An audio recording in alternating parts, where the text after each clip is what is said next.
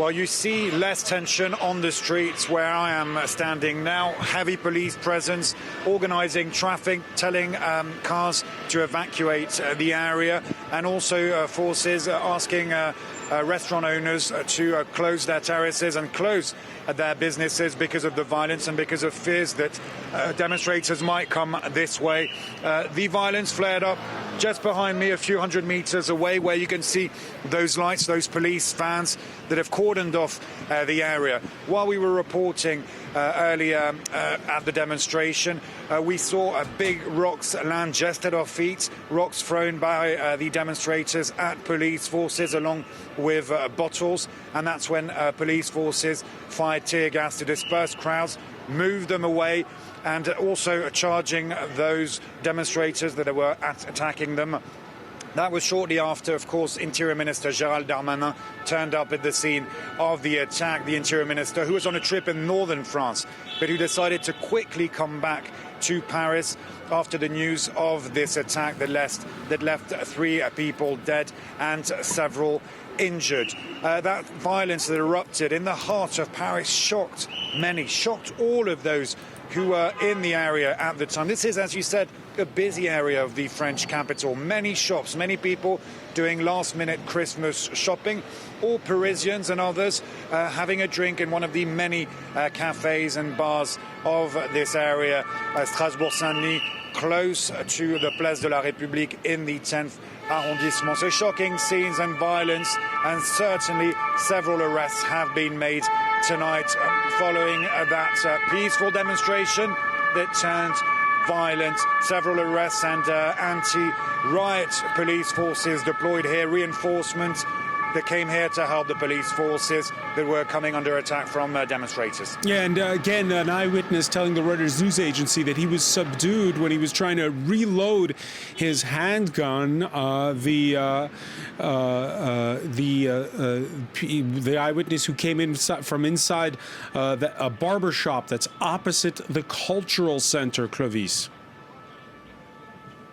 Yes, and some witnesses saying that it's the people from the barber shop, the Kurdish barber shop, who went straight to the gunman to try to prevent him from making more casualties. And presumably some of the casualties are among those barbers who acted as heroes, according to witnesses we talked to during that attack.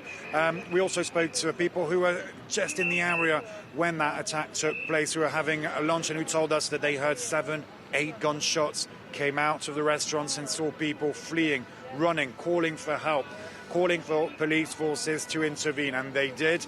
They shot at the gunman, it seems, or at least they injured him. Then they arrested the 69-year-old gunman. Racist motives possibly behind the attack. That's what the investigation will have to look at. That's what the Interior Minister Gérald Darmanin said. Investigation ongoing, of course, and that's why he was so careful not to rule out any possible cause, but not either to put any clear-cut statements apart from that French authorities are here to defend the Kurdish community like any other community living here in France, that the French President Emmanuel Macron is carefully monitoring the situation. But a real shame to see these violent scenes in the heart of Paris, people running around, people throwing stones, bottles at police, police charging in return. Scenes that you definitely don't want to see in the French capital, in the heart of the French capital.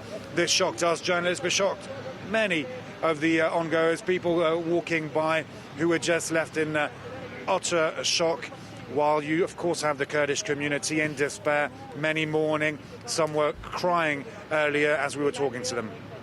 Right, and we're still seeing live images here from the capital where, again, makeshift barricades on one of the main thoroughfares there near where you are.